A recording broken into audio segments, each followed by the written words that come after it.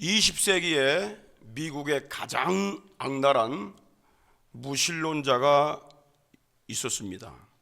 그 사람은 군인 대령 출신으로서 미국의 아주 유명한 정치가인 잉거솔이라고 하는 사람입니다. 그는 강연을 다니고 또 말할 수 있는 기회가 있을 때마다 예수 그리스도에 대해서 아주 폄하하고 또 예수 믿는 성도들에 대해서 악랄하게 비판하는 말들을 자주 했습니다. 그가 어느 날 강연을 하다가 자기 손목시계를 풀어가지고 보이면서, 여러분, 내가 하나님이 없는 걸 증명하겠습니다. 내가 5분 동안 하나님에 대해서 신랄하게 비판할 것인데 하나님이 나를 저주를 내리지 않으면 하나님이 안 계신 겁니다. 그래서 5분 동안 입에 담을 수 없는 말로 예수 그리스도와 하나님과 성경 성도들에 대해서 아주 막 신랄한 저주를 퍼붓습니다. 그런데 5분 지나가는데도 아무 일이 없었어요. 그러면서 그가 말합니다. 여러분 보십시오. 하나님이 살아계시다면 왜 날 그냥 놔둡니까? 하나님은 계시지 않는 것입니다. 그러니 여러분들 하나님을 믿지 마십시오. 장례가 조용해졌어요. 그때 어떤 할머니가 단상으로 올라옵니다. 집중이 됐습니다. 여러분, 자식이 부모를 욕을 한다고 저주한다고 해서 자식을 바로 죽일 부모가 있습니까? 그리고 저는 하나님 앞에 그릇된 행동을 하고 잘못 나갈 때마다 하나님께서 나를 징계하시고 교훈하시고 깨닫게 하심으로 내가 그 길을 가지 못하도록 나를 인도하십니다. 그런데 당신이 그렇게 저주를 퍼부어도 하나님께서 묵인하고 있는 것은 하나님께서 당신을 버렸기 때문입니다. 연설을 하지 못하고 그가 물러갔습니다. 그 잉거솔이라는 무신론자가 친한 친구가 있었어요. 목사 친구가 있었습니다. 그 목사 이름이 필립 브룩스, 아주 유명한 목사입니다. 근데 필립 브룩스 목사님이 나이가 들어서 죽을 상황에 놓였는데 다른 친구들이 병문안 온다고 그럴 때 다 막았습니다. 그런데 잉거솔 한 친구만 병문안 할 수 있도록 허락을 했습니다. 그래서 잉거솔이 문병을 허락해줘서 고맙네. 그때 필립 브룩스 목사님이 이렇게 말을 합니다. 내가 다른 사람들을 다 거절하고 당신을 문병에 허락한 이유가 있네. 다른 사람들은 천국에서 다 볼 수 있어. 그런데 자네만 볼 수 없어서 마지막으로 내가 부른 거네. 그러니 자네도 이제 예수 그리스도를 믿고 주께 돌아오길 바라네. 그럼에도 불구하고 이 친구는 끝까지 예수 믿지 않고 거절하고 무신론주의자 살다가 죽었습니다. 여러분, 내 생각에 의해서 세상을 살아가는 것이 아닙니다. 뭔가 기준이 있습니다. 뭔가 세상을 움직이는 것이 있습니다. 성경에서는 그분을 하나님이라고 말씀하십니다. 하나님께서 구약의 선지자들을 통해서 세상에 구원자를 보내신다는 이 예언을 하여 예수를 바라보게 했습니다. 구원자 예수는 보이지 않는 영이나 천사의 모습으로 오시는 것이 아니라 우리와 똑같은 사람의 모습으로 오신다는 것을 알려주었습니다. 그래서 예수님을 가리켜서 인자라고 말하는 것입니다. 사람의 아들이다. 인자가 오실 때에는 인자가 말씀하시기를 자신을 인자라고 그랬어요. 그리고 예수님을 사람이신 그리스도 예수라고 말하는 거예요.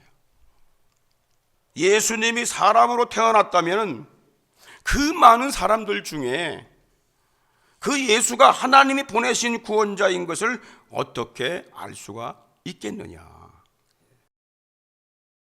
이미 수십억의 인구가 태어났다가 죽었습니다. 그리고 지금도 80억이 넘는 인구가 이 세상에 살고 있습니다. 그런데 오직 예수만 구원자인 것을 무엇으로 알 수가 있겠는가? 한 가지밖에 없어요. 하나님이 알려주셨어요. 하나님이 계시하셨어요. 인간은 스스로 구원자가 될 수 없고 사람들이 세운다고 해서 구원자가 아닙니다. 스스로든 사람이 세웠든 간에 인간에 의해서 세움받은 자는 절대로 구원자가 될 수 없습니다.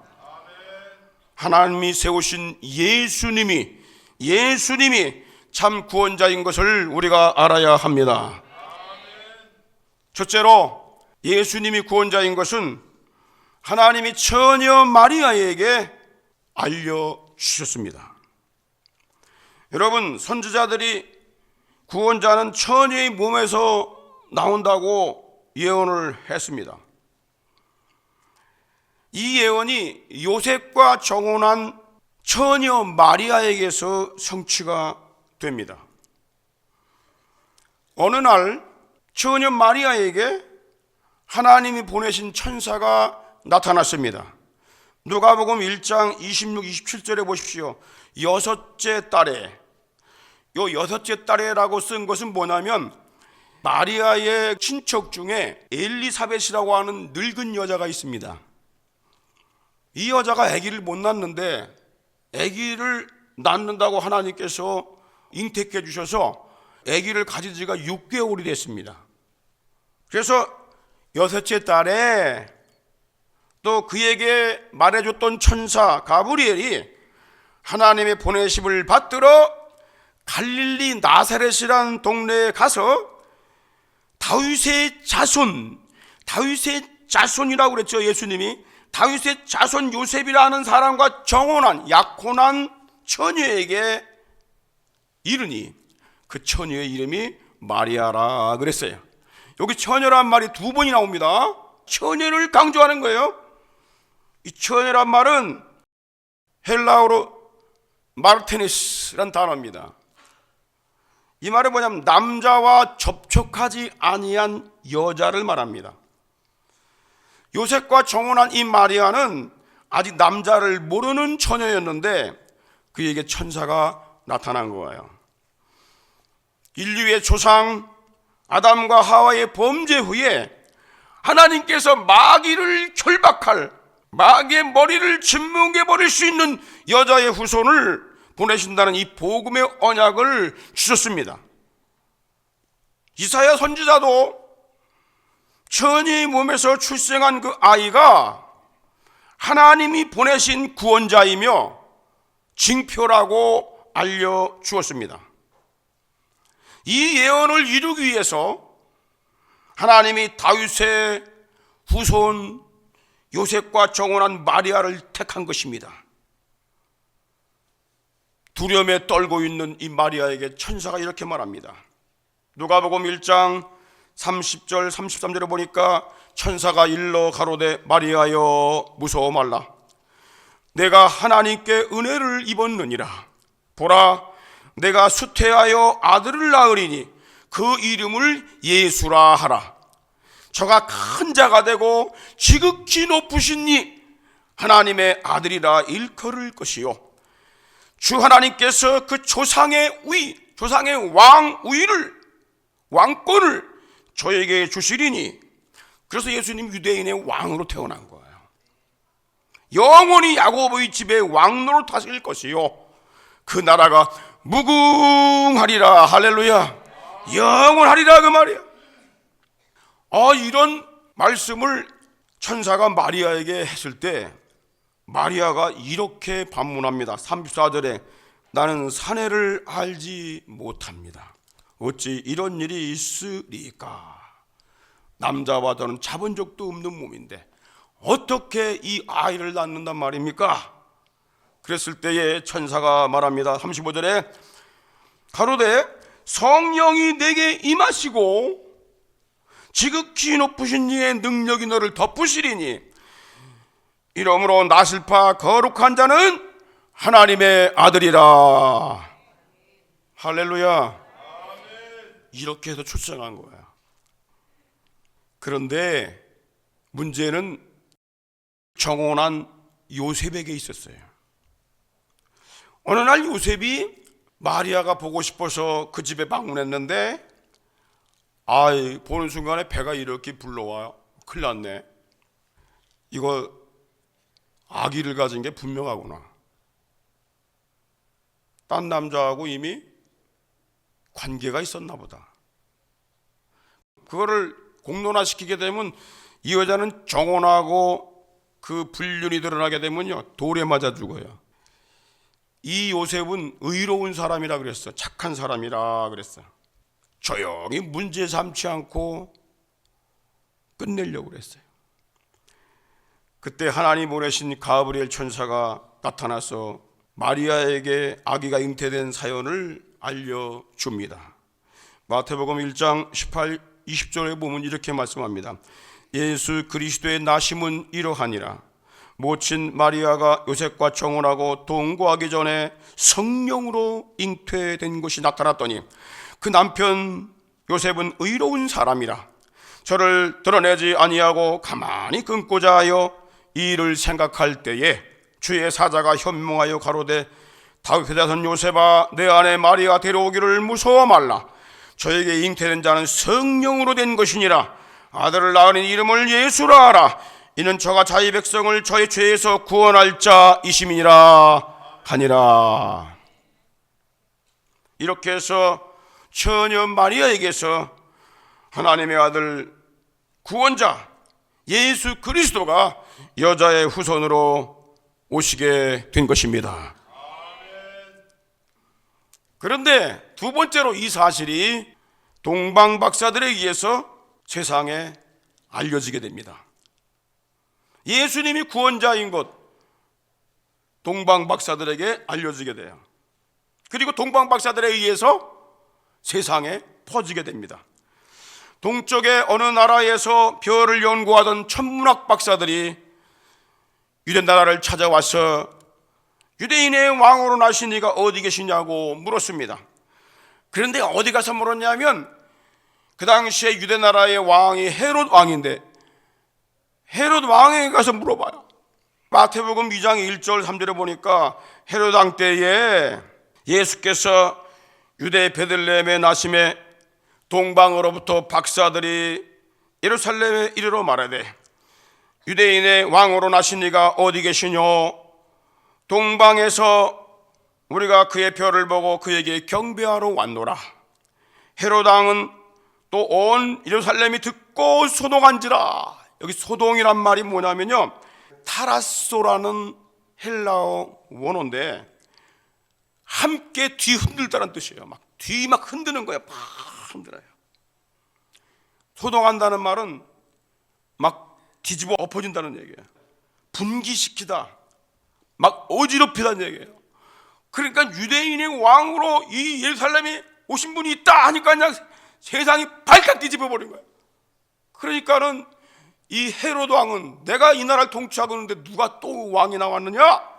그래서 가만히 둘 수가 없었어요.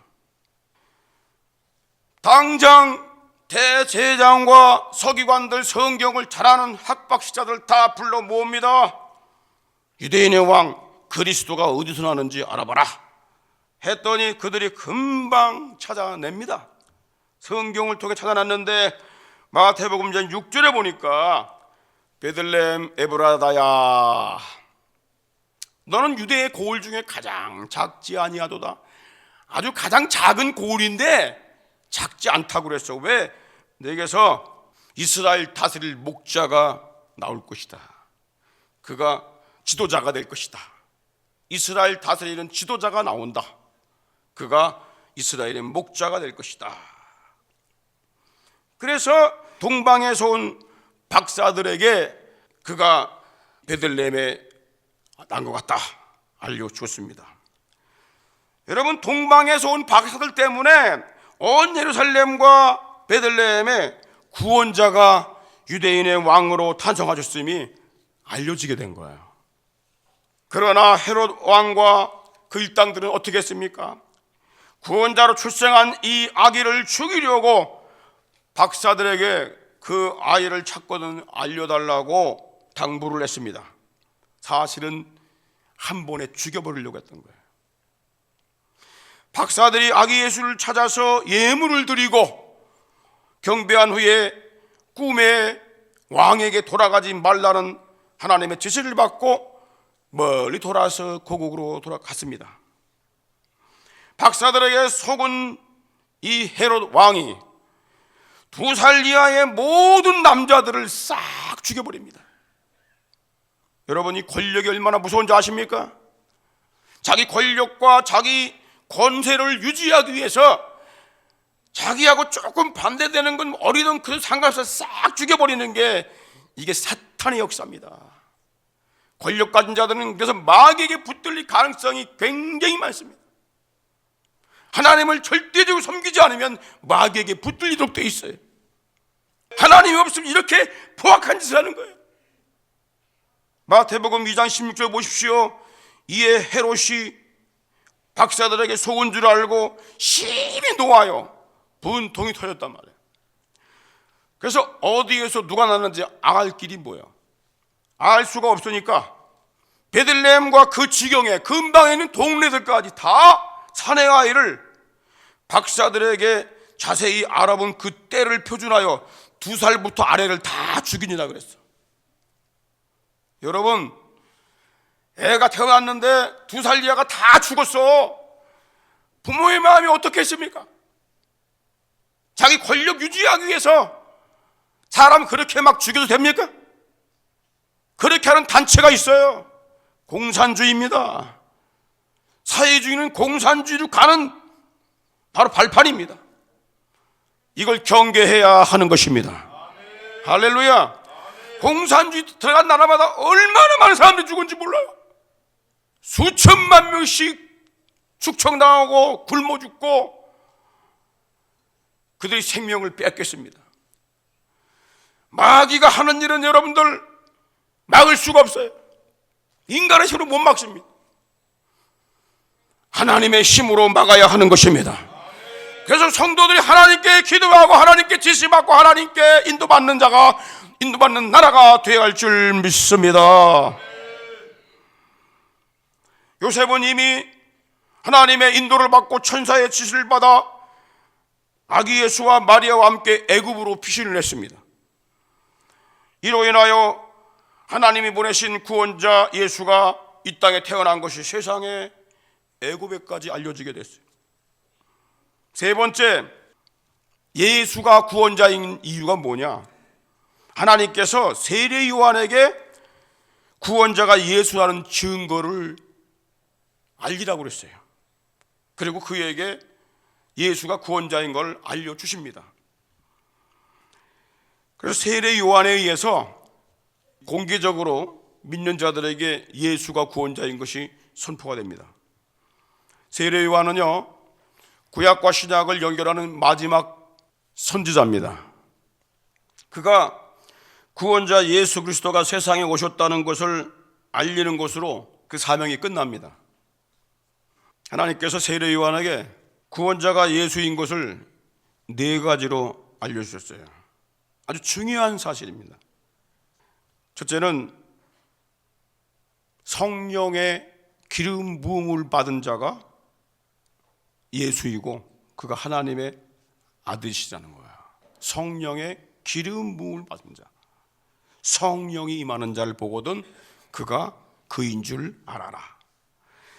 요한복음 1장 33, 34절 본문 보십시오. 나도 그를 알지 못했으나. 여러분, 하나님이 알려주시지 않으면요 선지자도 몰라요. 하나님 말씀을 아무리 읽어도 몰라요.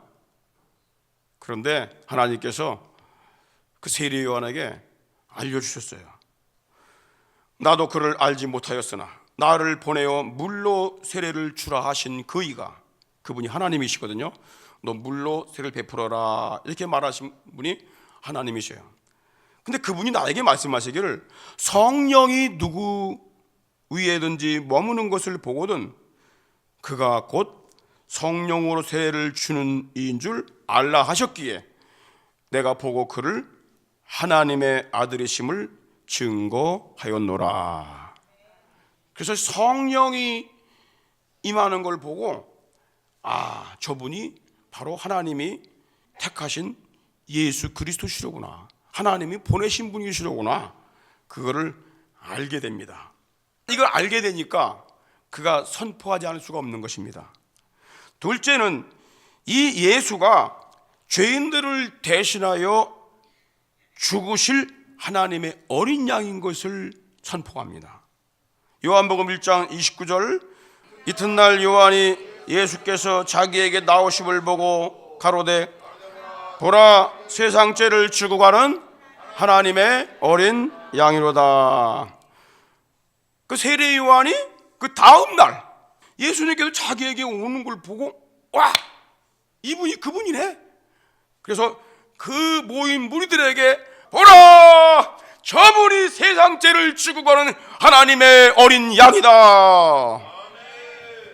그 백성들이 그때 알게 된 거야. 이제 세 번째는 예수가 성령으로 세례 주실 것을 알려줍니다. 백성들에게 알려줘요. 누가복음 3장 16절에 요한이, 세례 요한이 모든 사람에게 대답하여 가로되 나보다 능력 많으신 이가 오시나니 나는 그의 심들매, 신발, 이걸 들을 수 있는 자격도 없고 그 끈을 풀 수도 없다. 그렇게 존귀한 분이라는 거예요. 그런데 그는 성령과 불로 너에게 세례를 주실 것이요. 예수님이 구원자인 이유가 뭐냐면 성령 세례를 주시는 분이야. 성령의 불을 주신다고. 그러니까 우리가 예수를 믿고 죄사함 받게 되면 성령의 불을 받게 돼 있어요. 누가복음 12장 49절에 이렇게 말씀합니다. 예수님께서 말씀하시기를 내가 불을 땅에 던지러 왔는데, 이 불이 뭐예요? 성령을 말하는 겁니다. 이 성령이 너에게 붙었으면, 불이 너에게 붙었으면 무엇을 더 원하리요? 우리 주님이 믿는 자들에게 가장 원하는 게 뭔지 아십니까? 성령을 받는 것입니다. 예수 믿는 걸로 끝나지 마십시오. 성령 받기 위해서 기도하십시오. 성령 받기 위해서 간구하십시오. 성령 받지 않으면 껍데기 신자가 되는 거예요. 알맹이가 사라져버려요. 익지 않아. 여러분, 성령 받기 위해서 간구하며 기도하며 구하시기를 바랍니다. 구하는 자에게 주시지 않느냐고 말씀하시잖아요. 구하고 찾고 두드리라. 구하는 자에게 성령을 주신다고 주님이 말씀하십니다. 할렐루야. 네 번째는요, 이 예수가 알곡과 쭉정이를 나누는 심판자라고 알려줬습니다. 마태복음 3장 12절, 손에 키를 들고 자기의 타작마당을 정하게 하사 알곡은 모아 곳간에 들이고 쭉정이는 꺼지지 않는 불, 이게 무슨 불입니까? 지옥불에 던진다는 거예요. 꺼지지 않는 불, 이 말이 뭐냐면 세상 불을 얘기하는 게 아니에요. 그러니까 알곡은 모아 곳간에 들인다, 이 말이 뭐냐면 알곡된 성도들은 천국으로 인도하신다, 그 말이에요. 그리고 쭉정이 된 성도들은 어떻게 해요? 꺼지지 않는 지옥불에 던진다는 거예요. 지옥불 갈 사람 있습니까? 가고 싶은 사람 있어요? 그러면 성령을 받아야 되나? 할렐루야. 이제 하나님께 나와서 기도하고 간구하고 주께 부르짖고 주를 찾고 그렇게 하지 못한 영혼들을 왜 주 앞으로 인도하는 그런 여생을 살아야 될 줄 믿습니다. 이 세례 요한이 증거한 대로 하나님의 아들 예수님이 어린 양이 되셔서 모든 죄인들의 죄와 허물을 짊어지시고 십자가 위에서 희생제물로 돌아가셨습니다. 예수님은 죄가 있어 죽으신 것도 아니고 민족의 독립을 위해 싸우다가 죽은 것도 아닙니다.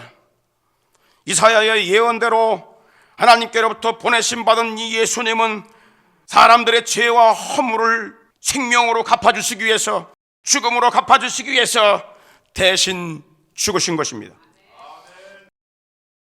5절 6절을 보십시오. 그가 찔림은 우리의 허물을 인하며 그가 상함은 우리의 죄악을 인함이라. 그가 징계를 받음으로 우리가 평화를 누리고 그가 채찍에 맞음으로 우리가 나음을 입었도다. 우리는 다 양 같아서 그릇 행하여 각기 제 길로 갔거늘 여호와께서는 우리 무리의 죄악을 그에게 담당시키셨도다. 예수님이 십자가에 죽으시기 전에 700년 전에 예언을 했던 것이 그대로 이루어졌습니다. 할렐루야. 이렇게 죽으신 분이 누굽니까? 우리 하나님의 아들 예수 그리스도밖에 없는 것입니다. 그래서 예수님만이 구원자가 되는 증거입니다. 예수님이 구원자이신 가장 큰 증거가 있습니다. 예수님은 자신이 하나님으로부터 보냄받은 구원자임을 친히 증거하셨어요. 요한복음 8장 42절 한번 보십시오. 예수께서 가라사대 하나님이 너의 아버지였으면 너희가 나를 사랑하였으리라. 이는 내가 하나님께로서 나서 왔음이라. 나는 스스로 온 것이 아니다. 아버지께서 나를 보내셨기 때문에 온 것이다. 그렇게 예수님이 스스로 증거하셨어요. 그리고 요한복음 14장 6절에 말씀하시기를 내가 곧 길이요 진리요 생명이니 나로 말미암지 않고는 아버지께 올 자가 없느니라. 예수님은 자신을 하나님께로부터 보냄받은 구원자로 믿지 않으면 자기들의 죄 때문에 죽는다고 경고하셨습니다. 그렇습니다. 우리가 예수님이 하나님께로부터 온 구원자인 걸 믿지 않으면 누구나 다 자기 죄 때문에 멸망을 당하는 것입니다. 요한복음 8장 24절 보십시오. 내가 너에게 말하기를 너희가 너희 죄 가운데 죽으리라 하였노라. 너희가 만일 내가 그인 줄 믿지 않으면, 하나님이 보내신 구원자인 걸 믿지 않으면 너희 죄 가운데서 죽으리라 그랬어요.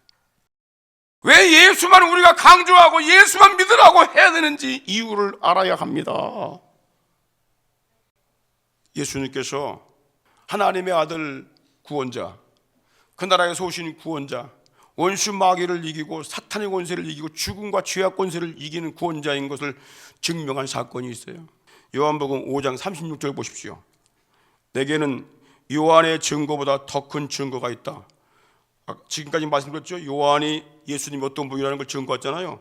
그보다 더 큰 증거가 있다는 거야. 더 큰 증거. 아버지께서 내게 주사 이루게 하시는 그 역사, 곧 나의 하는 그 역사, 그 일이 아버지께서 나를 보내신 증거다 그랬어요. 그 예수님이 하신 가장 큰 일이 뭔가요? 그게 십자가에 죽으시고 부활하신 사건입니다. 이게 가장 큰 증거고, 이것이 예수님이 하나님 아들이라는 빼도 박을 수 없는 증표입니다. 할렐루야. 그래서 로마서 4장 25절에 예수는 우리의 범죄함을 위하여 내어줌이 되고 또한 우리를 의롭다 하심을 위하여 살아나셨느니라. 이 말을 풀어 해석하면 예수는 우리 범죄함 때문에 십자가에 죽도록 그 나라에서 보내심 받은 자이고, 또 우리를 의롭다고 인정하시기 위해서, 믿는 자들을 의롭다 하시기 위해서 살아나셨느니라. 예수 그리스도의 죽음과 부활입니다. 이것이 예수님이 구원자라는 가장 큰 증거입니다. 교회는 이거를 증거해야 됩니다. 해도 안 해도 되는 건 말하지 않아도 돼. 그러나 예수만이 진리이고 예수만이 생명이고 예수만이 구원자인 것은 항상 증거되고 전파가 되어져야 하는 것입니다. 교회는 복음을 선포해야 되는 곳인 걸 기억하시기 바랍니다. 할렐루야. 부활하신 예수님이 자신이 어떤 권세를 갖고 있는가를 친히 알려주셨어요. 선포했습니다. 요한계시록 1장 17절 18절 보십시오. 그가 오른손을 내게 얹고 가라사대, 사도 요한에게 오른손을 얹고 말씀하십니다. 두려워 말라. 나는 처음이요 나중이다. 곧 산자라. 내가 전에 죽었었노라. 볼지어다 이제 세세토록 살아있어 사망과 음부의 열쇠를 가졌다. 죽음의 문을 지키는 자가 누구예요? 우리 예수님이세요. 그래서 우리는 죽어도 살 수 있는 문을, 천국 문을 갖고 있습니다. 내가 내게 천국 열쇠를 주느니. 여러분, 우리 예수님은 사망과 음부의 권세, 죄악 권세 다 이길 수 있는 권세 갖고 계십니다. 그리고 천국의 열쇠까지 갖고 계셔요. 그분을 만왕의 왕이라고 불러요. 그분이 처음과 끝입니다. 창조주와 마감자 심판주이십니다. 예수님을 굳게 붙잡기 바랍니다. 이 예수를 위해 살아야 합니다. 할렐루야. 초대교회 성도들은요, 오직 예수의 피가 아니면 죄사함 받을 길이 없음을 알고 오직 그분만 증거했습니다. 에베소 1장 7절에 보니까 우리가 그리스도 안에서 그의 은혜의 풍성함을 따라 그 피로 구속곧 죄사함 받았으니. 할렐루야. 사도행전 4장 12절 다른 이로서는 구원을 얻을 수 없나니 천하인간의 구원 얻을 만한 다른 이름을 우리에게 주신 일이 없습니다. 할렐루야. 여기서 끝나는 것이 아닙니다. 우리를 예수 믿고 죄사함 받고 구원받다는 증표로 주시는 것이 있는데 그것이 뭐냐면 성령을 부어주십니다. 그래서 예수 이름으로 회개한 영혼에게는 하나님으로부터 성령이 임하게 되는 줄 믿으시기 바랍니다. 사도행전 2장 38절에 보니까 베드로가 가로되 너희가 회개하여 각각 예수 그리스도 이름으로 세례를 받고 죄사함을 받으라. 그리하면 성령을 선물로 받으리라. 여러분, 성령이 어떻게 옵니까? 다른 데 가서 울고불고 막 제자 드리고 부르짖고 하게 되면 귀신이 와요. 악령이 온다고 말이야. 그런데 예수 이름으로 부르짖는 곳에는 하나님의 성령이 임하는 것입니다. 할렐루야. 여러분, 예수 이름 불러 성령 충만 받길 바랍니다. 다 같이 따라합시다. 예수님, 나에게 성령을 부어주소서. 할렐루야. 우리는 어떻게 살아야 됩니까? 바울이요, 종교인이었지 않습니까? 그리고 율법주의자였어요. 존경받았던 자입니다. 그는 자기가 하나님을 잘 믿는 줄 알았어. 흠없이 율법을 지키고 하나님 말씀을 가르치는 교수였다고 말이에요. 랍비였습니다. 그런데 그가 예수님 만난 다음에 율법주의, 종교주의적인 이런 탈이, 수건이 싹 벗겨졌다고 그랬어요. 편견과 오해, 무지의 수건이 벗겨졌습니다. 언제 벗겨졌습니까? 예수님 만날 때입니다. 담에석에서 예수님 만났을 때 그때 완전히 벗겨져 버렸어요. 창세전부터 숨겨져 있었던 하나님의 비밀이 예수 그리스도를 깨닫는 순간 자기의 가졌던 종교의식이 싹 사라져버립니다. 이 비밀이 누굽니까? 골로새서 1장 26, 27절에 이 비밀은 만세와 만대로부터 오므로 감추었던 것인데 이제 그의 성도들에게 나타났고 하나님이 그들로 하여금 이 비밀의 영광이 이방인 가운데서 어떻게 풍성한 것을 알게 하려 하심이라. 이 비밀은 너의 안에 계신 그리스도. 할렐루야. 너의 안에 계신 그리스도 예수다. 그분이 영광의 소망이다. 이 예수를 끝까지 붙잡고 놓치지 말아야 돼요. 다른 길로는 그 나라에 갈 수가 없고 죄산 받을 수가 없고 하나님의 나라에 들어갈 수가 없습니다. 오직 예수밖에 없으니까 예수를 잡아야 되는 거예요. 예수 잡았나 안 잡았나 아는 길이 있어요. 그의 입에서 하루 동안에 예수가 몇 번 나오나. 여러분, 주인이 누굽니까? 인생의 주인이 누구예요? 내가 사랑하는 사람만 만나도 그 사람 말하고 싶어 견딜 수 없잖아. 친구에게 말하잖아. 부모에게도 말하고 가까운 사람이 말하잖아. 그런데 여러분, 예수 사랑한다고 해놓고 한마디도 안 하는 게 그게 예수의 사랑 맞습니까? 예수를 사랑하십시오. 어떤 분이 예수 그리스도를 1000번을 부르다가 이 몸에 불치병이 났다고 간증하더라고. 예수를 부르니까, 예수 부르다가 300번, 400번, 500번 부르다가 하나님 은혜를 주셔갖고 감동이 되고, 그때 하나님이 이 귀형을 치료하시는 거야. 예수를 붙잡아야 됩니다. 그래야 마음 덮고 있던 수건이 벗겨져요. 희미한 것이 선명해집니다. 교회 오래 다니고 성경을 많이 한다고 예수 아는 것 아니에요. 예수를 만나지 못하게 되면 성경 아무리 연구하고 아무리 읽고 뭐 100번, 200번, 1000번 읽고 소용없어. 유대인들 같이 암송해서 소용없어. 바울이 그랬어. 근데 예수 만나니까 바뀐 거야. 그래서 고린도후서 5장 17절에 누구든지 그리스도 안에 있으면 새로운 피조물이라. 할렐루야. 그래서 이 사도 바울이 예수 만난 다음에 뭘 했느냐, 이게 중요한 거예요. 여러분, 예수 믿은 다음에 뭐라고 살아야 돼요? 이 목표가 없으니까 예수 믿은 사람들이 할 일 없어. 평안하고 그러니까 매일 나가서 그냥 놀러 다니고 그냥 나쁜 짓 하고 그냥 육신의 일만 즐겁게 하려고 그런단 말이에요. 왜 그래요? 이게 예수 믿고 평안한 게 목적이 되어버렸어. 사도 바울이 뭘 한 줄 아십니까? 힘을 써 한 것이 있어요. 그게 뭐냐면 골로새서 1장 28, 29절입니다.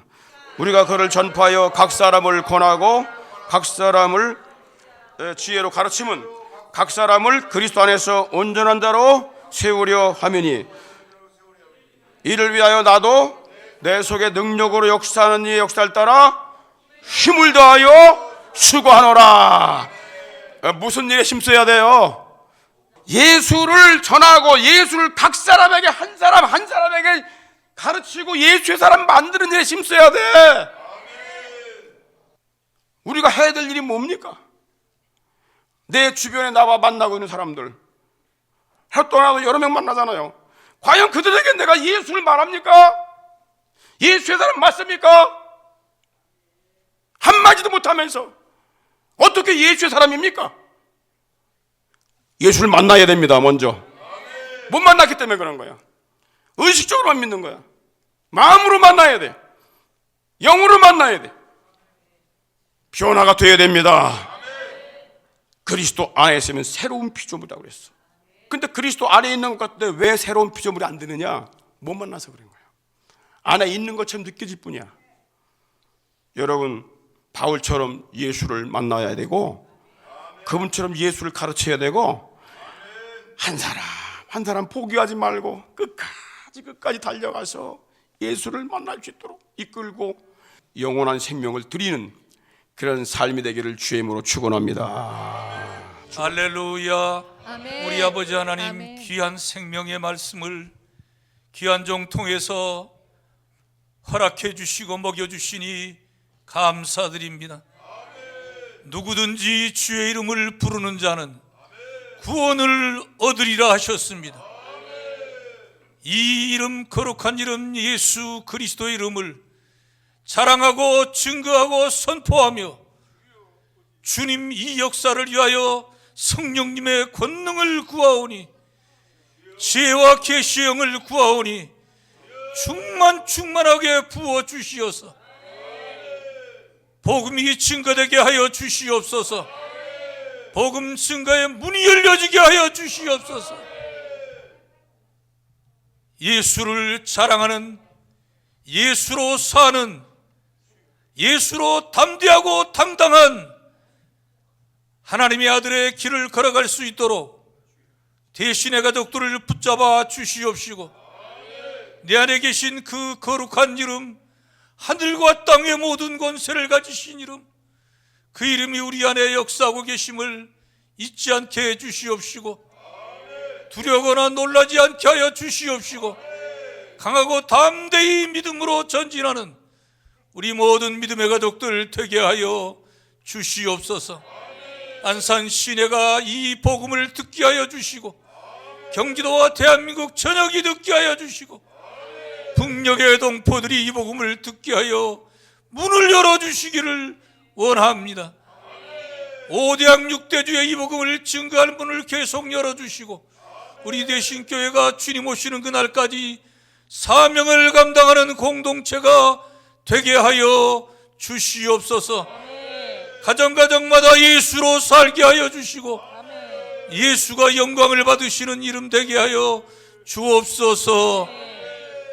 지금은 부활이요 생명이신 우리 주 예수 그리스도의 은혜와 하나님 우리 아버지의 극진하신 사랑하심과 성령님의 감동 감화 충만 교통하심이 사랑하는 우리 대신의 가족들 심령 가정 사역과 산업들 위에와 이 땅에 주의 피로 세우신 모든 교회들 위에와 5대학 6대주에 파송받아 생명의 피 묻은 십자가의 복음을 증거하며 주님 오실 길을 간절히 사모하며 예비하는 모든 선교사님들 위해 이제로부터 영원토록 함께 있을지어다. 아멘. 17세기에 계몽주의 사상가들이 많이 나왔습니다. 사람을 깨우고 이성을 깨우고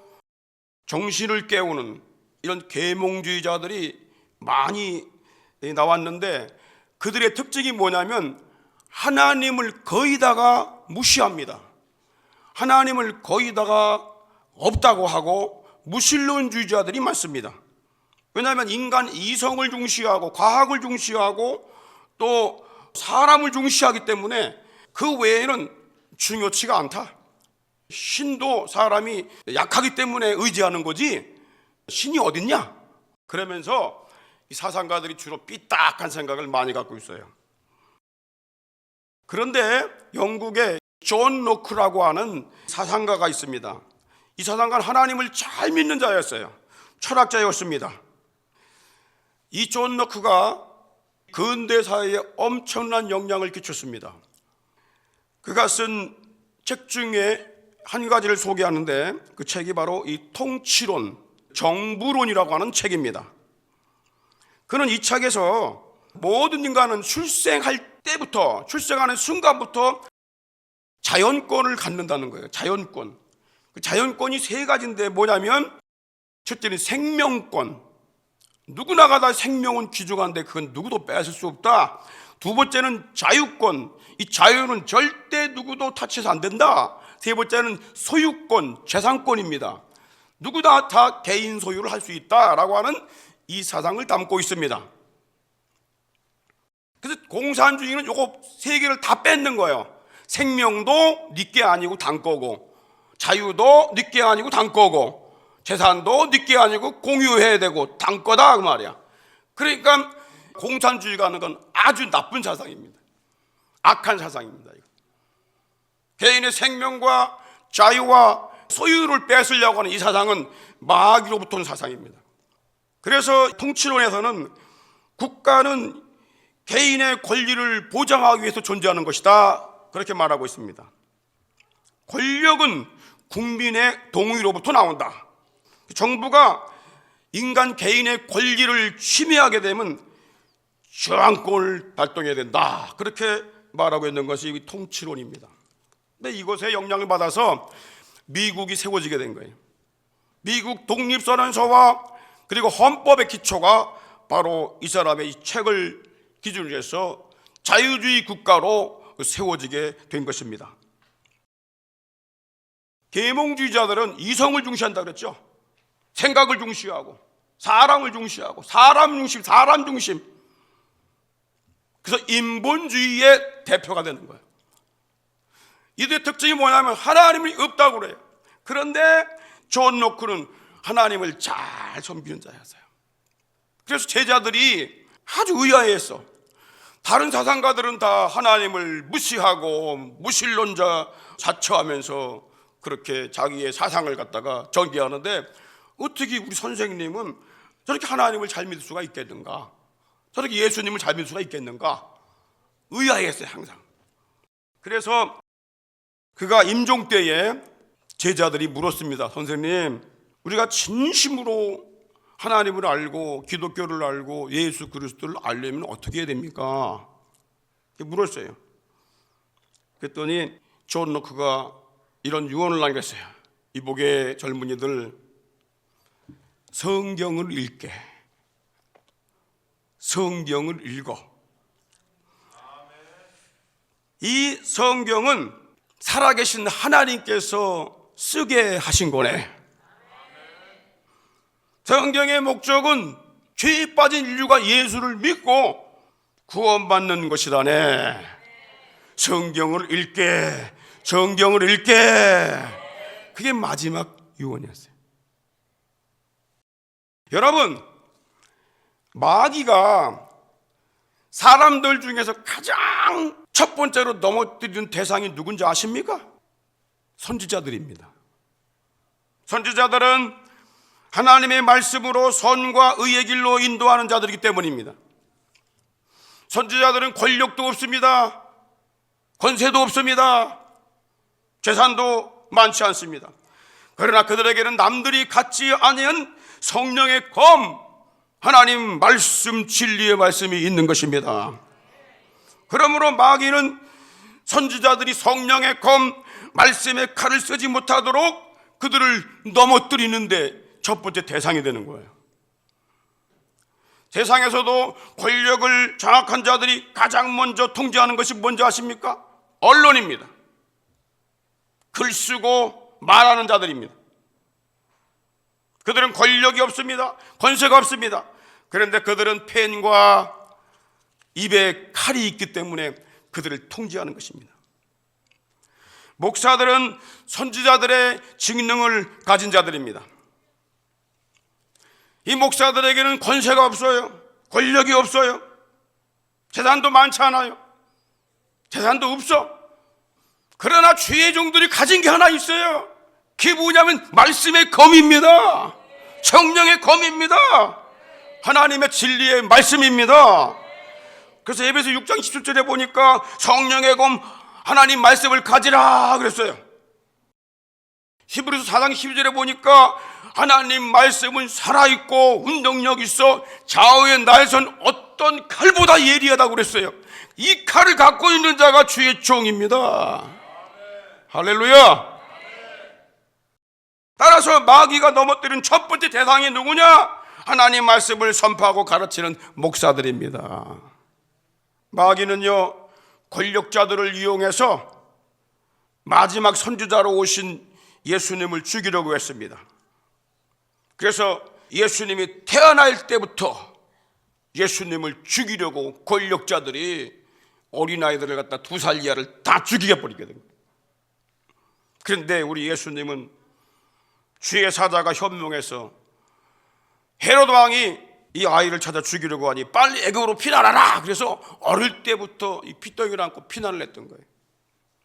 예수님이 공생애를 시작하는데 또 마귀가 넘어뜨리기 위해서 예수님을 시험했어요. 마태복음 4장 3절에 보니까 시험하는 자가 예수께 나와서 가로되, 그러면서 3가지 큰 시험을 합니다. 왜 예수님을 시험할까요? 예수님은 하나님께서 보내신 마지막 최후의 선지자입니다. 예수님 말 듣지 않으면 멸망을 받게 돼 있어. 마지막으로 보낸 선지자입니다. 그래서 사도행전 3장 22절 23절에 보니까 모세가 예언을 냅니다. 모세가 말하되 주 하나님이 너희를 위하여 형제 가운데 나 같은 선지자 하나를 세울 것이다.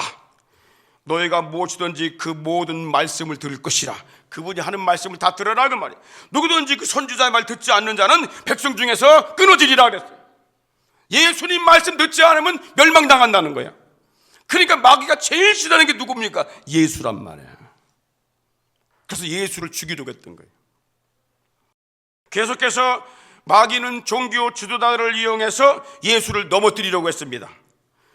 예수를 넘어뜨리는 일에 실패한 마귀는요, 12제자 중에서 재정을 맡은, 돈줄 맡은 가룟 유다를 갖다가 넘어뜨렸어요. 그리고 수제자인 베드로와 제자들을 넘어뜨리려고 청구했다고 그랬어요. 여러분 요한복음 13장 2절 한번 읽겠습니다. 마귀가 벌써 시몬의 아들 가룟 유다의 마음에 예수를 팔려는 생각을 넣었다. 여러분, 자기를 영적인 세계로 인도해주고 죄사함을 주고 천국 백성 만들어 준 예수 그리스도를 팔고 돈을 번다는 것이 그게 합당한 거야? 그게 인간의 생각입니까? 마귀 생각입니까? 마귀 생각이다 말이야. 정상적이지 않은 건 사탄의 생각이야. 그런데 누가복음 22장 31절에 보니까 베드로도 마귀가 막 시험을 했어요. 시몬아 시몬아, 사단이 밀가부를 하려고 너희를 청구했다. 마귀는 끊임없이 사람들을 미혹하는데, 누굴 미혹하냐? 진리의 말씀, 생명의 말씀, 복음 말씀을 전하는 자들을 막으려고 합니다. 그래서 마지막 때는 마귀가 거짓 그리스도와 거짓 선지자들을 이용해서 택하신 자들을 미혹한다고 그랬어요. 마태복음 24장 24절,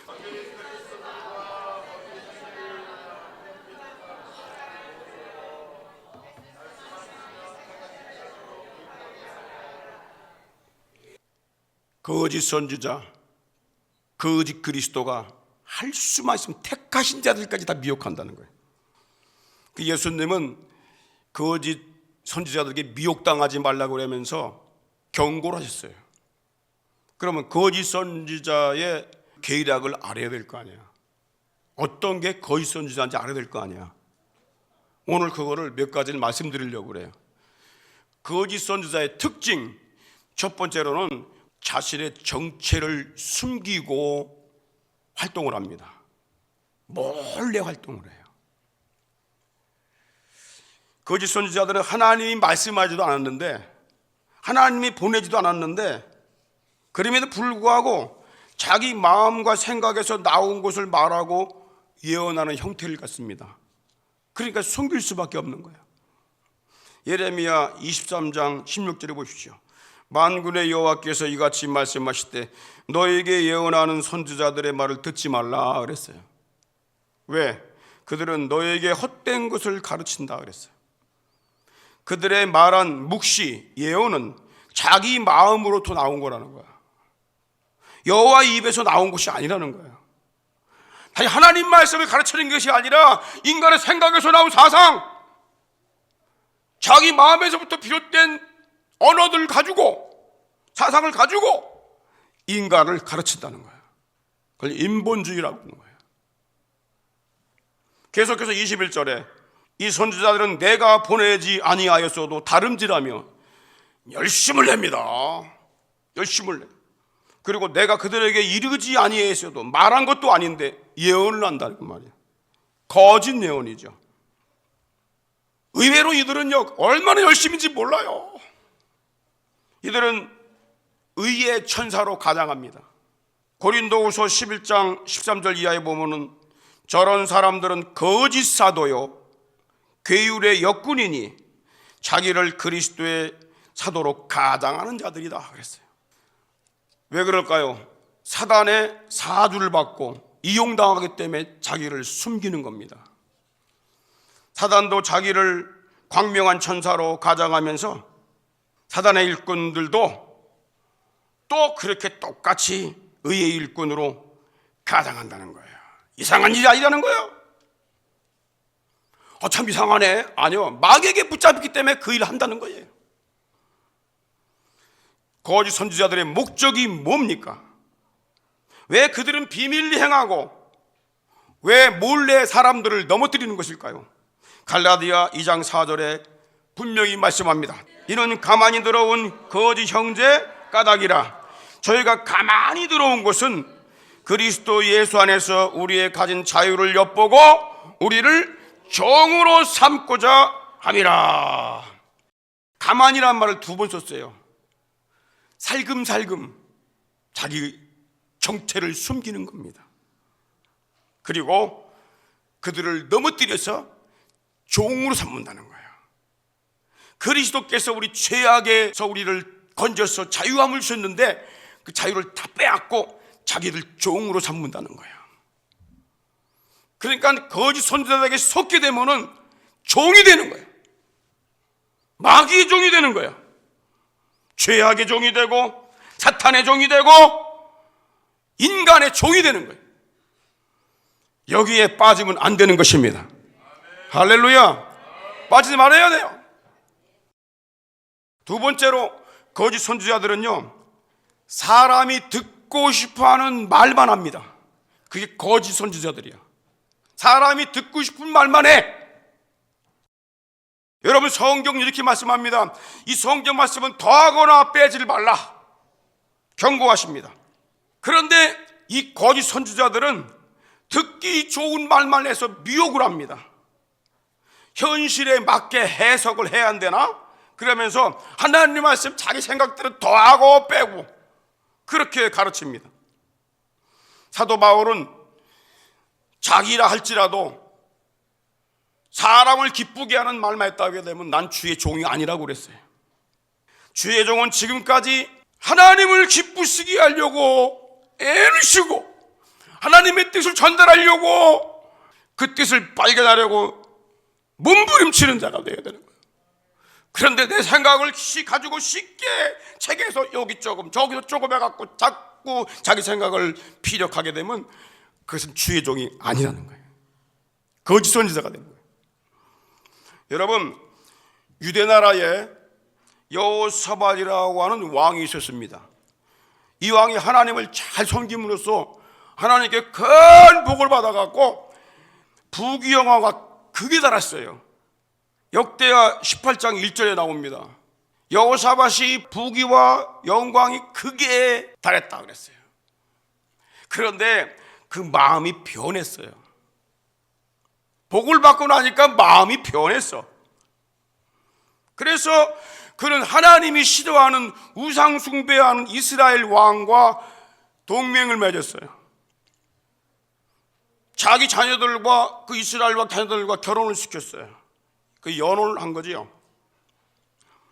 하나님께 복을 받으면은 하나님을 더 가까이 하고 감사하며 더 잘 섬겨야 하는데 마음이 변해서 우상에 물든 다른 나라 왕들과 동맹을 맺었다 그 말이야.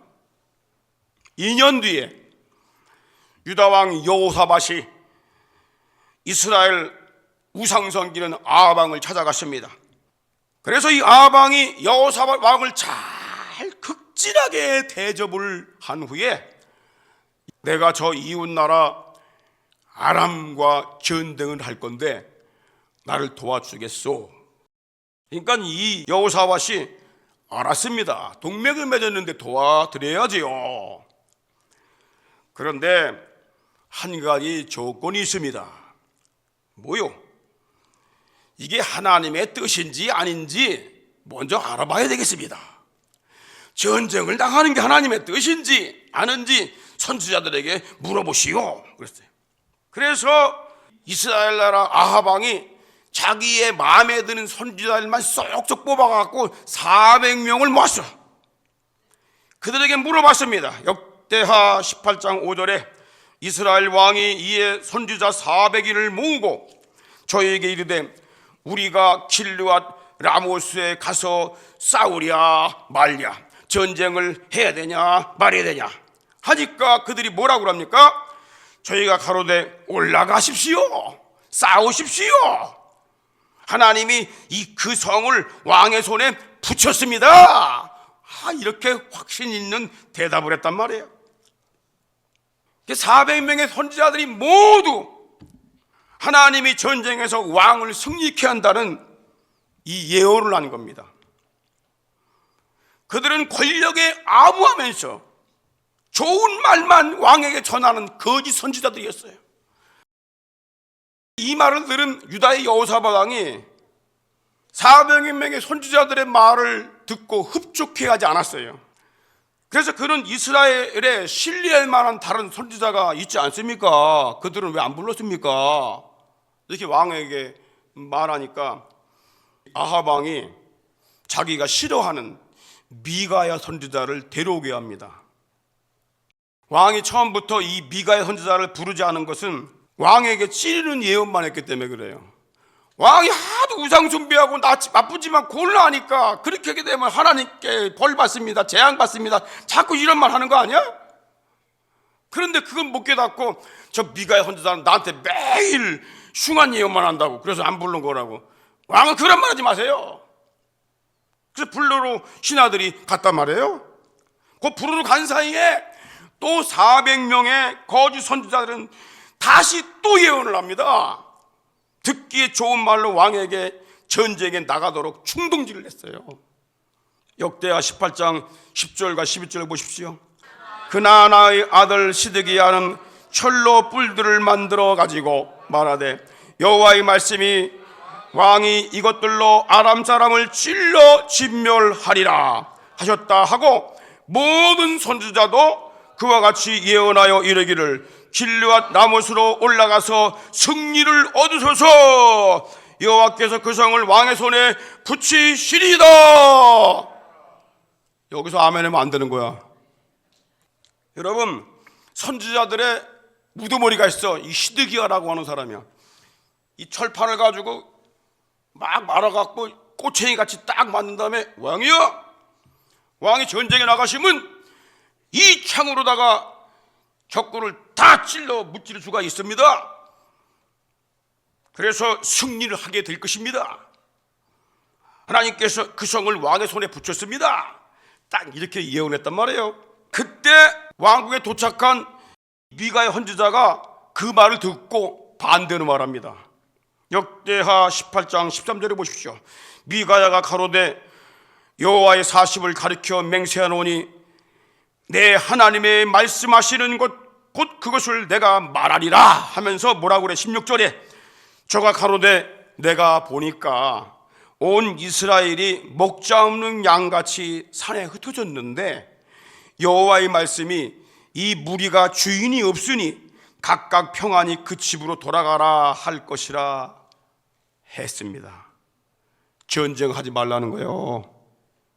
그래서 가게 되면 진다는 거예요. 왜? 목자 없는 양같이 다 뿔뿔이 흩어진 오합지졸이라는 거예요. 그러니까 전쟁하지 말라는 거야. 이 말 듣고 아합 왕이 기분이 좋겠습니까?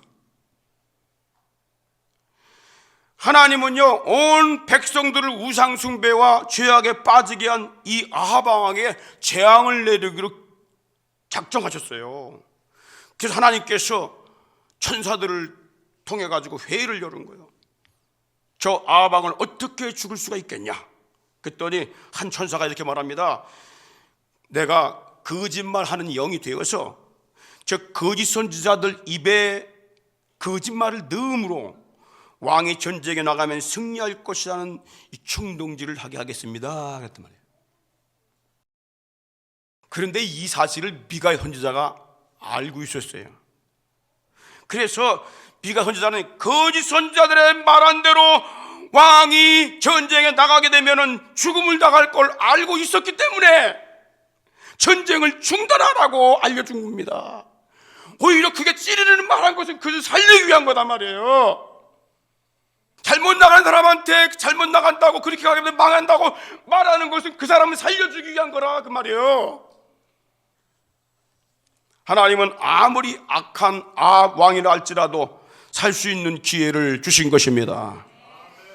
하나님 보낸 참 선지자의 말을 듣고 회개하고 돌이킬 수 있는 기회를 주신 것입니다. 그러나 다른 나라 침략하게 되면 더 부강해지겠다는 욕심에 찬 아합 왕이 400명의 거짓말하는 선지자들의 말을 듣고 미가의 선지자 말을 무시해버립니다. 시드기야가 그 말을 듣고 이 미가의 선지자를 그냥 깁사대를 때려버려요. 야, 너만 하나님의 종이야? 우리는 뭐냐? 400명은 그럼. 거짓 선지자들이요 득세를 해요. 그런데 이 아합 왕 마음속에 미가의 선지자가 했던 예언이 마음에 찔려. 혹시 내가 죽을 수도 있겠구나. 두려움이 생겼어. 그래가지고 자기가 왕복을 다 벗고 일반 군사들의 군복을 입어요. 그리고 군중 속에 군사들 속에 들어가가지고 왕이 아닌 것처럼 같이 싸워.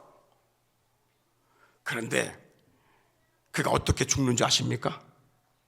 역대하 18장 33절 34절 한 사람이 우연히 활을 당기어 이스라엘 왕의 갑옷 솔기를 쏜지라 왕이 그 병거 모든 자에게 이르되 내가 부상당하였으니 내 손을 돌이켜 나로 군중에서 나가게 하라 하였으나 이날에 전쟁이 맹렬함으로 이스라엘 왕이 병거에서 스스로 부지하며 저녁 때까지 아람 사람을 막다가 해질 즈음에 죽었다.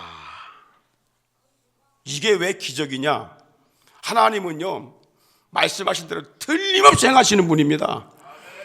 그런데 재앙받기 전에 선지자의 말 듣고 전쟁에 안 나가고 순종했다라면 살 수 있었을 텐데, 회개할 수 있는 기회도 있었을 텐데 무시해버리고 악한 나쁜 선지자들 말만 듣고 다수결의 말만 듣고 나갔다가 죽었단 말이에요. 자기는 안 죽으려고 변장을 했어. 군인들 속에 들어가가지고 숨었어. 그런데 우연히 어떤 병사가 활을 쐈는데 이 활이 말이죠 어디 맞은지 아십니까? 갑옷 생활했으면 그냥 안 뚫리고 튕겨 나갔을 텐데 솔기에 많이 따랐어요. 이 솔기란 말 중요한 거예요. 솔기가 뭐냐면 이음매, 갑옷과 갑옷 사이에 이렇게 있잖아. 그럼 그 사이가 벌어지잖아. 그골이 활이 팍 들어가서 확 꽂혀버린 거야. 기가 막히지 않습니까? 인간이 막으려고 해도 하나님을 막을 수가 없습니다. 막는 방법 한 가지요. 하나님의 말씀에 순종하는 거야. 할렐루야. 참 선지자의 말에 순종하는 거야. 거짓 선지자들 다수의 움직이면 안 되는 거야.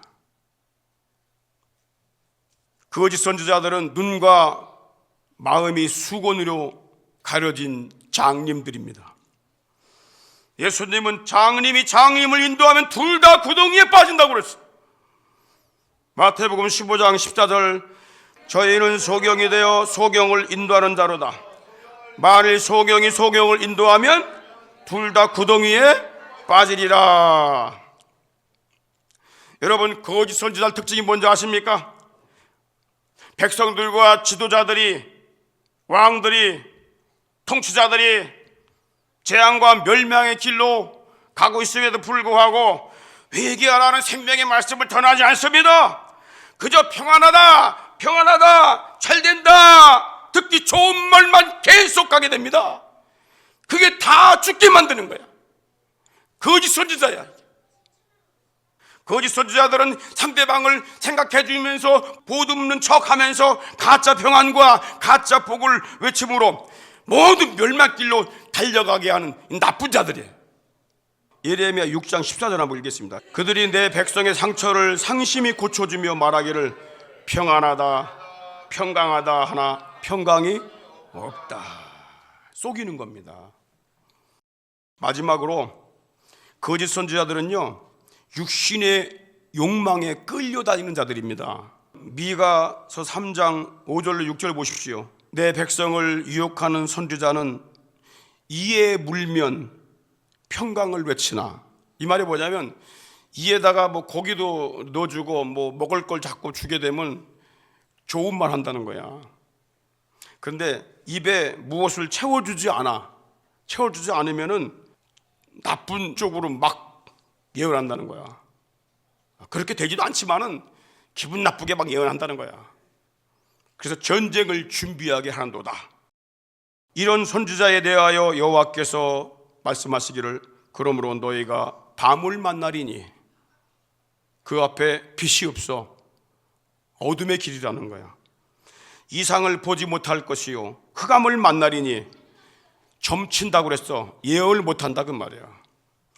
이 선지자 후에는 해가 져서 낮에도 캄캄하대. 어둠의 길이라는 거야. 거짓 선지자들은 어둠의 길을 간다는 거야.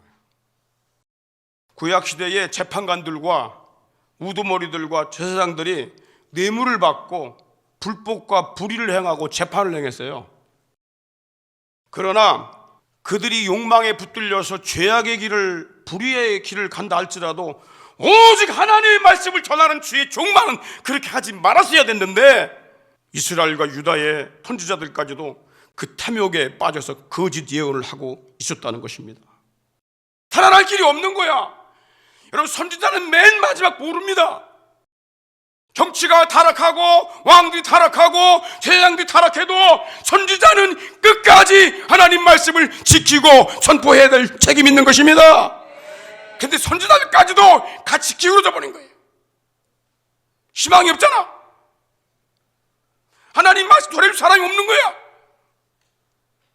미가 3장 11절, 그 두령은 우두머리입니다. 두령은 뇌물을 위하여 재판하며 그 제사장은 삭슬 위하여 교훈하며 그 선지자는 돈을 위하여 점치면서 오히려 여호와를 신뢰하여 이르기를 여호와께서 우리 중에 계시지 아니하냐, 재앙이 우리에게 임하지 않을 것이라고 말한다는 거예요. 그들은 돈을 받고 재판하고, 돈을 받고 판단하고, 돈을 받고 좋은 교훈하고, 선지자들도 돈을 받고 점친다는 거야. 하나님 말씀 전하는 게 아니라.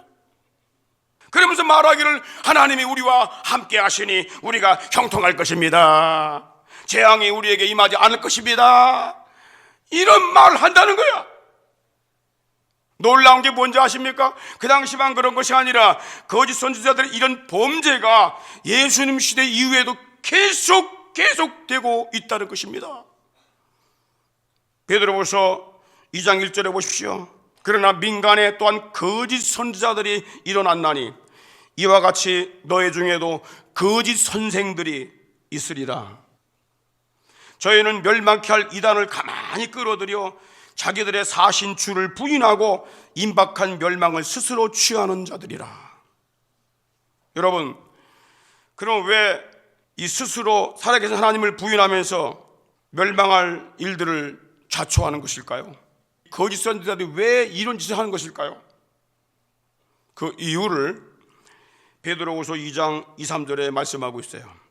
여럿이 저의 호색하는 것을 쫓으리니 이로 인하여 진리의 도가 회방받을 것이요 저희가 탐심을 인하여 지은 말을 가지고, 만든 말을 가지고, 꾸민 말을 가지고 너희로 이를 삼으니, 너희를 갖다가 이득 삼으려고 너희들 비욕하는 거야. 저의 심판은 옛적부터 주체하지 아니하며 저의 멸망은 자지 아니하느니라. 멸망길로 간다는 거야. 그들은 음란과 탐욕에 붙들렸기 때문에 그런다는 거야. 육체 욕망을 채우기 위해서 복음을 왜곡하고 사람들을 미혹함으로써 그들에게서 성적인 욕망을 채우고 물질적인 욕망을 채우고, 그러니까 이단들 가만히 보게 되면요, 성적으로 다 문제가 있잖아. 그리고 돈이 다 그들에게 이용당하고 있잖아. 하나님이 살아계신데 왜 이렇게 거짓 선지자들이 성행하는 것일까요? 여러분, 이유 알아야 됩니다. 이유를. 여러분, 거짓 선지자만 욕하면 안 돼. 여러분 자신이 문제야. 그 이유를 우리 성경에서 알아봅시다. 왜 거짓 선지자들이 자꾸 많이 나오냐면은 타락한 본성을 가진 백성들 때문에 그런 거야. 거짓 교훈을 해달라고 하는 백성들, 진리의 말씀과 회개의 말씀보다는 자신들이 좋아하는 말만 듣기를 원하는 백성들 때문에 그런 거예요. 그래서 이사야 30장 10절로 11절 보십시오. 그들이 누굽니까? 그들은 백성들을 얘기합니다. 백성들이 선견자는 선지자를 얘기하는 거예요. 예언자, 선지자, 선견자에게 이르기를 선견하지 말라, 예언하지 말라는 거예요. 선지자에게 이르기를 우리에게 정직한 것을 보이지 말라. 야, 정직한 말 하지 마라. 공의로운 말 하지 마라. 듣기 싫어. 부드러운 말 하라는 거야. 야, 듣기 좋은 말 좀 해봐. 거짓된 것을 보여. 야, 거짓말이라도 듣기 좋은 말 좀 해봐. 너희는 정로를 버리며 첩경에서 돌이키라. 야, 옳은 길 가지 마라. 바른 길 가지 마라. 이스라엘의 거룩하신 자로 우리 앞에 떠나시게 하라. 야, 하나님 얘기하지 마라. 그걸 누가 가져요? 백성들이 그걸 요구한다는 거예요. 요구를. 자기들이 죄를 짓기 좋게 만들어 달라는 거야. 교회만 오게 되면 왜 죄 회개, 심판 이런 얘기합니까? 우리 나가서 살기가 힘들어요. 그냥 우리 마음대로 살게끔 놔두세요. 진리 얘기 좀 그만 좀 하세요. 듣기 좋은 얘기 좀 하세요. 거짓말을 해도 좋은 얘기 좀 해주세요. 그거를 누가 요구해요? 백성들이 요구한다는 거야. 교인들이. 오늘날도 똑같은 현상이 벌어지고 있는 겁니다. 사람들이 공의와 진리를 듣지 않으려고 합니다. 죄를 중단하고 회개하라는 말을 싫어합니다. 고린도 교인들처럼 다른 예수, 다른 복음 없어? 그걸 좀 전해줘. 그렇게 요구한다는 거예요. 고린도후서 11장 4절 보십시오. 사도 바울이 한탄하면서 이런 말을 합니다. 만일 누가 가서 우리의 전파하지 아니한 다른 예수를 전파하거나 혹 너의 받지 아니한 다른 영을 받게 하거나 혹 너의 받지 아니한 다른 복음을 받게 할 때는 너희가 잘 용납하는구나. 그래, 그것도 들만하네. 야, 그것도 일리가 있다. 야, 종교 다 같지 뭐. 좋은 말 해주고 좋은 대로 우리를 인도하는데, 야, 여러 개 다 믿으면 좋지 않아? 뭐 이런 생각을 가지고 자꾸 요구한다는 거야. 그러니까 이 목사는 욕을 들어주기 위해서 좋은 말만 또 한다는 거야. 그래서 인본주의 성향의 목회자들 때문에 이 거짓 선지자들이 나오게 되는 거예요. 목사들은 사람을 기쁘게 하기 위해서 공의와 진리와 회개와 예수 복음을 전하지 않고 그들의 길을 긁어주고 등을 긁어줄 수 있는 인간의 말로 강연만 한다는 거야. 그게 오늘 교회의 현실입니다. 이것이 마지막 때 교회 타락상입니다. 성경이 그렇게 예언하고 있습니다. 디모데후서 4장 3절로 4절 보십시오. 때가 이르리니 사람이 바른 교훈을 받지 아니하며 귀가 가려워서 자기의 사역 좇을 스승을 많이 두고 또 그 귀를 진리에서 돌이켜 허탄한 이야기를 좇으리라. 허탄한 이야기 따라가고 뭐 비록 거짓말이지만 거짓말로 살살살살 사람의 마음을 녹여주는 그런 사람을 좋아한다는 거야. 그러니까 언론에서도 보고 방송에도 보게 되면 그렇게 새빨간 거짓말해도 다 따라가는 거 봐봐요. 재밌는 거야 그들이. 야, 거짓말해도 통하네. 우와. 그런데 목사들까지 그러면 되겠어요? 목사들이 사람 비유 맞추면 되겠어요? 하나님이 원하시는 말씀을 전해줘야지. 백성들이 듣기 좋은 말만 전해주면 어떻게 되냔 말이에요. 해결책이 무엇입니까? 백성들이 그렇게 인본주의로 타락을 하고 요구한다 할지라도 주의 종은 거기에 빠지면 안 되는 거야. 그 진리의 말씀 전하라고 사명을 줬는데 그걸 쳐버리고 같이 똑같이 한 패가 되어서 나가면 절대 안 된다는 것입니다. 그러면 여러분 어떻게 해야 해결할 수가 있습니까? 예레미야 23장 21절 22절에 아주 놀라운 말씀이 있어요. 이 선지자들은 내가 보내지 아니하였어도 다름질하며 내가 이르지 아니했어도 예언한즉, 자, 그들이 만일 나의 모임에 나의 회의에 참여했더라면, 무슨 말이에요? 나의 모임, 하나님이 선지자들에게 말씀을 전하는 그 모임에, 하나님이 복음 말씀을 전하는 그 모임에 참여했더라면 거짓 선지자들이 그 말을 백성들에게 전해가지고 죄악에 빠지지 않게 했을 거라는 거예요. 그들이 만일 나의 모임에 참여했더라면 내 백성에게 내 말을 들려서 그들로 악한 길과 악한 행위에서 돌이키게 하였으리라. 무슨 말입니까? 그러니까 하나님 말씀을 가까이 하지 않는 거야.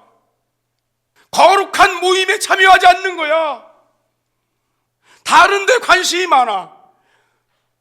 인간이 쓴 글에 관심이 많아. 책도 아무거나 읽으면 안 되는 거라고. 사람 마음을 다 물들이는 거예요.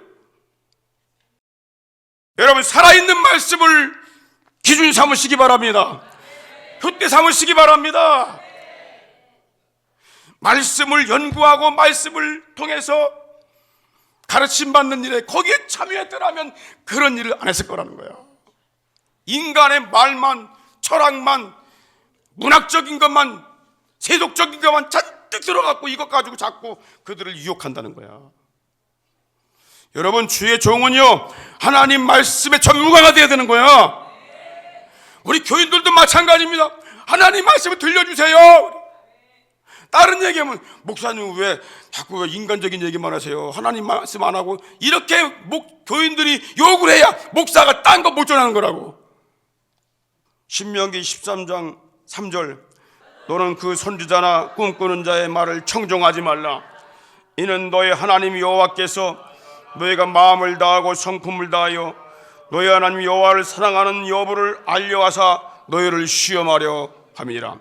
왜 거짓 선지자가 나오고 왜 거짓 목자가 나오는데 하나님은 그냥 내버두시냐? 그것 가지고 성도들이 또 목회자가 이게 진짜지 가짜지 판단한다는 거야. 알곡인지 쭉정인지 판단한다는 거야. 그러니까 거짓말을 딱 던져보면 거짓말에 딱 속아가지고 가는 사람들 많죠. 이 사람들은 뭐예요? 쭉정이란 말이야. 그거 갖고 시험하는 거라고. 하나님께서 거짓 선지자를 허용하시는 것은 알고가 쭉정이를 나누는 겁니다. 성경이 뭐라고 말씀하는지 아십니까? 갈라디아 1장 8절에 우리나 혹 하늘로부터 온 천사라도 우리가 너에게 전한 복음, 생명의 복음, 예수 복음 외에 다른 복음 전하면 저주를 받는다. 이 말씀을 통해서 듣고 배우고 내가 암송하고 그러면 거기 빠질 수 있을까요? 이런 말씀을 안 전해주는 거야. 듣기 좋은 말만 해주는 거야. 오늘날 교회가 얼마나 문제가 많은지 몰라요. 우리 교회도 문제 없는 건 아니야. 다 문제 있지만은 원인이 어딨냐? 하나님 말씀을 그대로 전해야 될 주의 종이 교인들의 눈치를 보고 상처받을까 봐 그들을 위로한답시고 하나님 말씀 제껴두고 자기 말로 다 위로하고 있어요. 그리고 아멘 아멘을 받고 감동받으면 그게 은혜 받은 거래. 은혜 받은 게 아니야. 그건 진리의 말씀이 선포될 때에 내 마음에 찔림 받아요. 하나님 말씀은 칼이라고 그랬잖아. 칼. 양가선 검이라고 그랬어. 이 칼의 말씀이 다 들어올 때에 내가 이 부분이 잘못됐구나. 이 부분은 내가 회개해야 될 부분이구나. 내가 너무 교만했구나. 내가 너무 죄악 속의 세상에 빠졌구나. 다시 바른 길 잡아야지. 이렇게 가면은 그 성도는 삽니다. 할렐루야.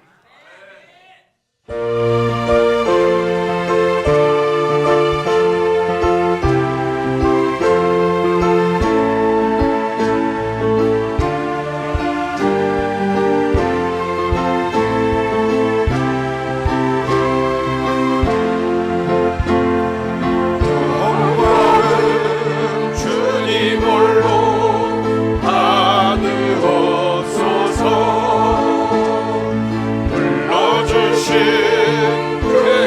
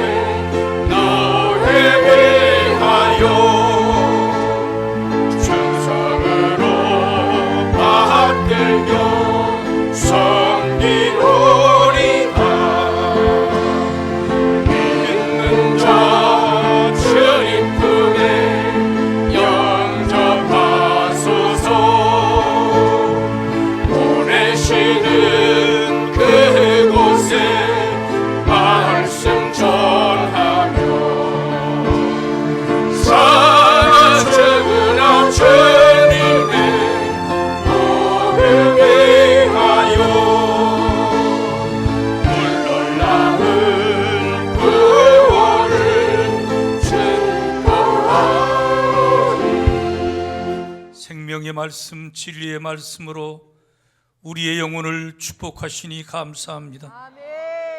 사나 죽으나 주님의 나라 위하여, 주님의 영광 위하여, 주님의 복음 위하여 끝까지 달려가도록, 잘 심고 그날의 열매를 맺도록 축복하여 주시옵소서.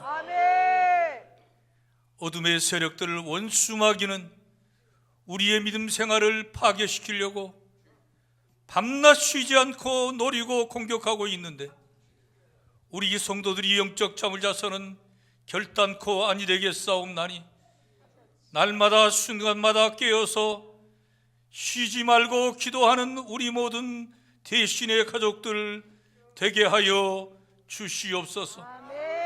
해외에 있든지 군문에 가 있든지 고향을 떠나 멀리 나가 있든지 우리 모든 대신의 가족들을 은총의 날개 아래 보호하여 주셔서 주 안에서와 그 힘의 능력으로 날마다 새 힘을 얻어가게 하여 주시고, 예수 그리스도로 전신갑주를 입게 하여 주시되 보혈로 날마다 덮어서 심령과 가정이 든든히 복음 안에 세워져 가게 하여 주옵소서.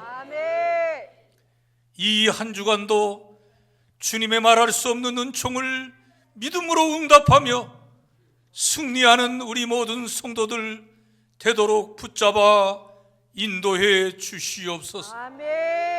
지금은 우리 구주 예수 그리스도의 크신 은혜와 하나님 우리 아버지의 극진하신 사랑하심과 성령님의 감동 감화 충만 교통하심이 우리 모든 대신의 가족들 심령 가정 사역 산업위회와 이 땅에 주의 피로 사신 모든 교회들 위에와 5대양 6대주에 파송받아 피 묻은 십자가의 복음을 증거하며 주님의 오실 길을 예비하고 있는 우리의 동역자 모든 선교사님들 위에 이제로부터 영원토록 함께 있을지어다.